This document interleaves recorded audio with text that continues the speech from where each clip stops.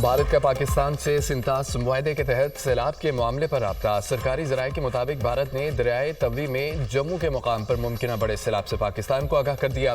سیلاب کی ممکنہ صورتحال سے بھارتی ہائی کمیشن اسلام آباد نے پاکستان کو آگاہ کیا۔ بھارت کی طرف سے رابطہ 24 اگست کی صبح 10 بجے کیا گیا۔ بھارت کی طرف سے پاکستان کو ممکنہ سیلاب کی صورتحال سے پیشگی اطلاع دی گئی۔ مئی میں پاک بھارت جنگ کے بعد یہ اپنی نوعیت کا پہلا بڑا رابطہ ہے۔ حکومت پاکستان نے بھارتی معاملات کی روشنی میں الرٹ جاری کر دیا۔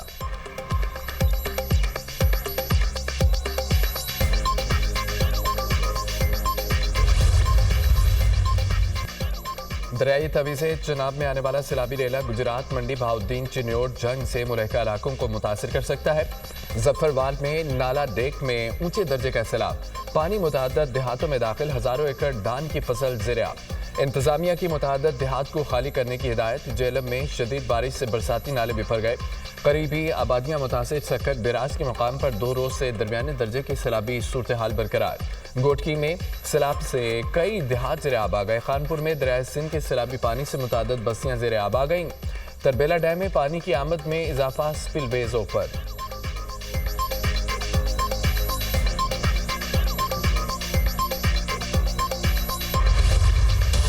حالیہ بارشوں سے ندی نالے بفر گئے، دریاؤں میں پانی کی سطح بلند۔ دریائے ستلج میں گنڈا سنگھوارا کے مقام پر اونچے درجے کا سیلاب، حفاظتی بند ٹوٹنے سے قصور کے درجنوں دیہات زیر آب۔ ہیڈ گنڈا سنگھوارا کے مقام پر پانی کی سطح 21 فٹ ریکارڈ۔ دریائے ستلج میں بھوکا پتن کے مقام پانی کی سطح میں مسلسل اضافہ۔ سیلابی ریلے میں موزہ سنتیکا میں متعدد دیہات کا بہار، بھاول نگر سے زمینی رابطہ منقطع۔ پاک پتن میں ستلج کے سیلابی پانی سے 60 سے زائد آبادیاں متاثر۔ آرے والا اور برے والا میں بھی سیلابی پانی کی تباہ کاریاں، درجنوں بستیاں اور سینکڑوں ایکڑ فصلیں تباہ۔ احمد پور شرقیہ میں دریائے ستلج کا پانی پاگوڑا والا پتن کے قریب رہائشی بستیوں میں داخل۔ بھاولپور میں دریائے ستلج کے بہاؤ میں تیزی، سیلابی پانی نے تباہی مچا دی۔ پاکستان رینجرز سیلاب متاثرین کی مدد میں سرگرم۔ پنجاب رینجرز کا سرحدی علاقوں میں ہنگامی ریسکیو آپریشن۔ گنڈا سنگھوارا میں سیلاب میں پھنسے افراد کی محفوظ مقام پر منتقلی۔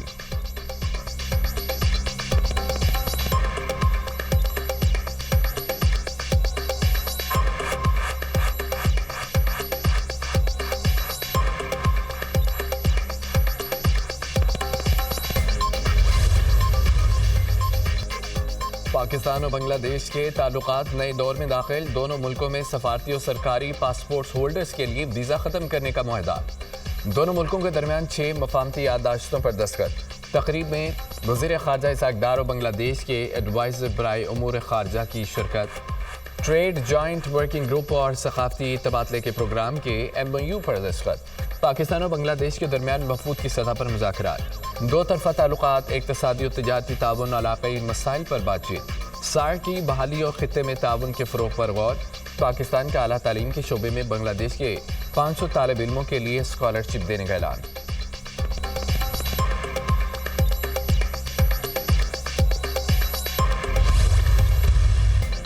وزیر خارجہ اسحاق ڈار کی بنگلہ دیشی حکومت کے سربراہ پروفیسر محمد یونس سے اہم ملاقات۔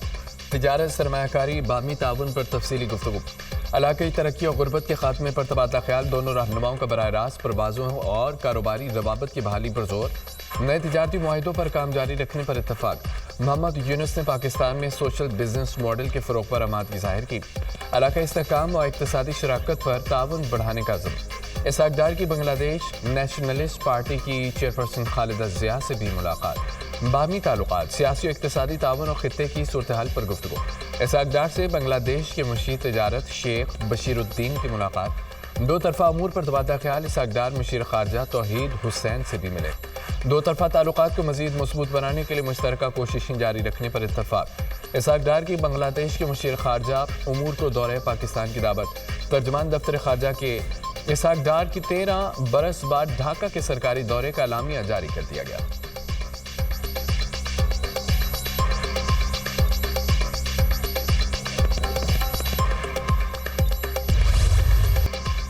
پاکستانی فوج قومی استحکام کا ستون اور پاک چین دوستی اور تعاون کی مضبوط محافظ ہے۔ فیلڈ مارشل سے چینی وزیر خارجہ کی اہم ملاقات پر چین کا بیان۔ چین پاکستان کی علاقائی سالمیت اور قومی سلامتی کے تحفظ میں بھرپور تعاون جاری رکھے گا۔ چینی وزیر خارجہ کی ملاقات میں گفتگو. وانگ یی نے کہا ہے کہ دنیا کے غیر یقینی حالات میں مضبوط پاک چین تعلقات نہایت سود مند ہیں. دونوں ملک ایک مضبوط روایتی دوستی قائم کر چکے ہیں. چین نے ہمیشہ اپنی پڑوسی سفارتکاری میں پاکستان کو اولین ترجیح دی ہے. وقت کے کڑے امتحانات کے باوجود پاک چین تعلقات مزید مضبوط ہوئے.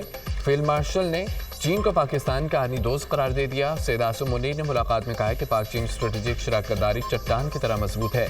چین کے ساتھ دوستانہ تعلقات قائم رکھنا پورے پاکستانی قوم کا متفقہ موقف ہے. پاکستانی فوج انسداد دہشت گردی اور سیکیورٹی تعاون کو فعال طور پر فروغ دینے کے لیے تیار ہے. پاکستان میں چینی اہلکاروں، منصوبوں اور اداروں کی حفاظت یقینی بنانے کی کوشش جاری رہے گی.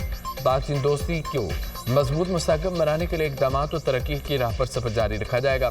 فیلڈ مارشل کا پاکستان کی معاشی اور سماجی ترقی میں قیمتی تعاون پر چین کی قیادت سے اظہار تشکر.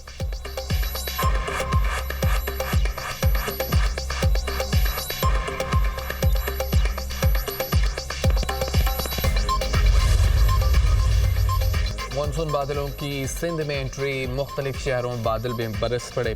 سکھر میں مانسون کی پہلی بارش. نڈیرو اور نوائی علاقوں میں بھی تیز ہواؤں کے ساتھ موسلادھار بارش. مختلف علاقوں میں فیڈر سٹرپ ہونے سے بجلی کی فراہمی معطل. ڈیرہ اسماعیل خان میں طوفانی بارش نے تباہی مچا دی. مختلف حادثات میں 10 افراد جاں بحق، 60 زخمی ہو گئے. وزیر اعلیٰ خیبر پختونخوا یمین گنڈاپور کا ڈی آئی خان میں بارشوں سے جانی و مالی نقصان پر اظہار افسوس. متاثرہ خاندانوں کو ریلیف اور امداد کی فراہمی کے لیے ضروری اقدامات کی ہدایت. الیمین گنڈاپور نے کہا کہ حکومت متاثرہ خاندانوں کو تنہا نہیں چھوڑے گی. مصیبت کی گھڑی میں متاثرہ خاندانوں کے دکھ درد میں برابر کی شریک ہیں.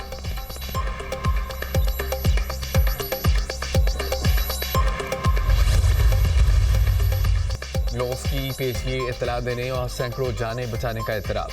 وزیراعظم شہباز شریف کی 300 انسانی جانیں بچانے والے گلگت بلتستان کے ہیروز کو اسلام آباد آنے کی دعوت. وصیت خان، انصار اور محمد خان کو وزیر اعظم خصوصی انعام سے نوازیں گے. محمد خان، انصار اور وصیت خان نے فرض شناسی کی اعلیٰ مثال قائم کی. قوم کو ان ہیروز پر فخر ہے. وزیر اعظم شہباز شریف.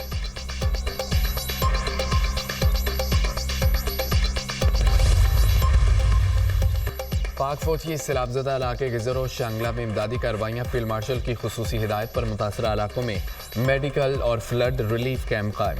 600 سے زائد مریضوں کو طبی سہولیات فراہم. سیلاب متاثرہ خاندانوں میں راشن اور ٹینٹ بھی تقسیم. پاک فوج کے جوانوں نے ڈچم اور اطراف میں پھنسے سیلاب زدگان کو راشن پہنچایا. متاثرین کی جلد بحالی کے عزم کا اظہار. علاقے کے عوام کا پاک فوج کی فوری اور عملی مدد کو زبردست خراج تحسین.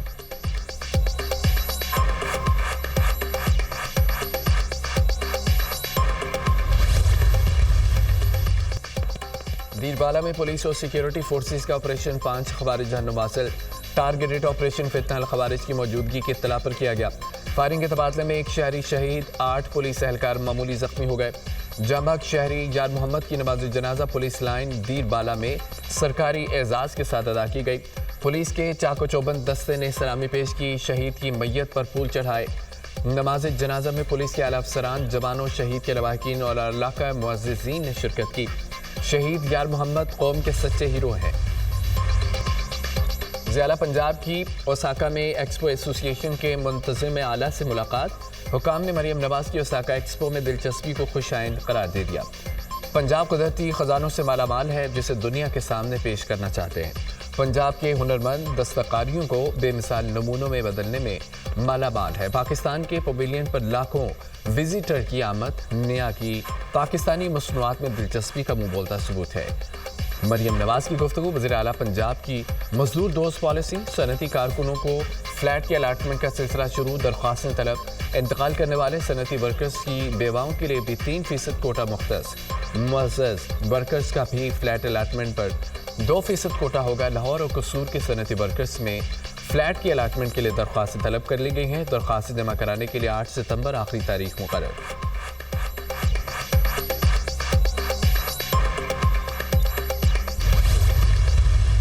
میں ان سے میاں عامر صاحب سے 100% ایگری کرتا ہوں. وہ تو کافی عرصے سے اس ٹاپک پہ لے کے چلے ہوئے ہیں اور یہ بات کرتے ہیں.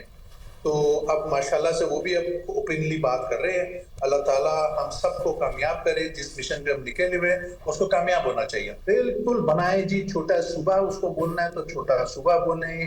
اس کو ایڈمنسٹریٹو یونٹ کہنا ہے تو ایڈمنسٹریٹو یونٹ کا ہے. دیکھیں جب تک اس ڈویژن کو امپاور نہیں کریں گے کام کیسے چلے گا. ایس ایم تنویر بھی ملک میں نئے صوبے بنانے کے حامی. نئے صوبوں سے متعلق میاں عامر محمود کی تجویز کی حمایت کرتا ہوں. ہر ڈویژن $5 ارب کی برآمدات کی صلاحیت رکھتی ہے. پاکستان کی برآمدات $200 ارب تک پہنچ سکتی ہے. Patron in chief United Business Group S M Tanvir کی programme Tonight with Samar Abbas میں گفتگو. کہا بھارت گیم سے نکل چکا ہے, حکومت سبسڈی نہ دے, فوری شرح سود کم کرے, ہم گیم اٹھانے کو تیار ہے. NFC ایوارڈ کا سارا پیسہ لاہور آیا یا کراچی نہیں, خانبال اور اوکاڑا پر لگنا چاہیے.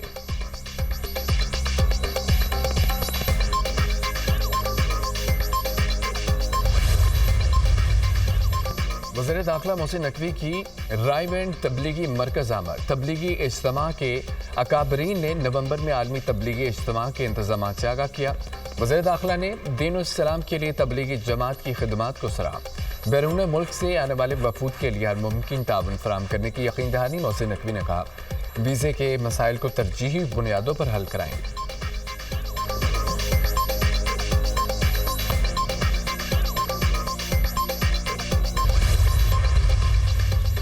وزیر خارجہ اسحاق ڈار آج 2 روزہ دورے پر سعودی عرب پہنچیں گے. OIC وزراء خارجہ کونسل کے غیر معمولی اجلاس میں شرکت کریں گے. فلسطین کی موجودہ صورتحال کے تناظر میں مشترکہ حکمت عملی پر غور ہوگا. اسرائیلی جارحیت اور غزہ پر فوجی کنٹرول کے منصوبے پر بات چیت ہوگی. اسحاق ڈار اجلاس میں فلسطین کی غیر متزلزل حمایت کا اعادہ کریں گے. اسحاق ڈار تمام مقبوضہ علاقوں بشمول یروشلم سے انخلا کا مطالبہ کریں گے. اسحاق ڈار کی رکن ملکوں کے وزراء خارجہ سے 2 طرفہ ملاقاتیں بھی متوقع.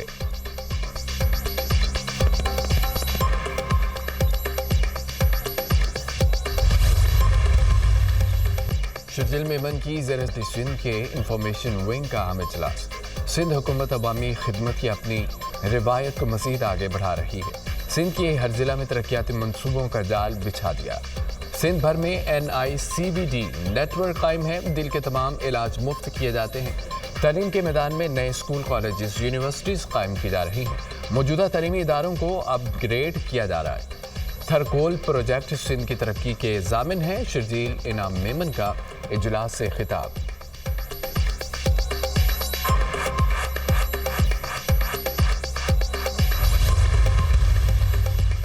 گورنر سندھ نے board of intermediate and secondary education ترمیمی بل 2025 اعتراض لگا کر واپس بھیج دیا. سیکشن 15 کی ذیلی شق میں تبدیلی کی تجویز ناقابل قبول قرار. بل آئین کے آرٹیکل 116 کے تحت سندھ اسمبلی کو دوبارہ غور کے لیے بھجوا دیا گیا. متعلقہ شق کو غیر ترمیم شدہ ہی رہنے دیا جائے. گورنر سندھ کامران خان ٹیسوری. حکومت نے وائس چانسلرز کے امیدوار کے لیے PhD. ملک میں ربیع الاول کا چاند نظر نہیں آیا. 1 ربیع الاول 26 اگست بروز منگل ہوگی. عید میلاد النبی صلی اللہ علیہ وآلہ وسلم 6 ستمبر بروز ہفتہ منائی جائے گی. مرکزی رویت ہلال کمیٹی کے اجلاس کے بعد اعلان. چیئرمین مولانا عبدالخبیر آزاد کی صدارت میں رویت ہلال کمیٹی کا اجلاس کراچی میں ہوا.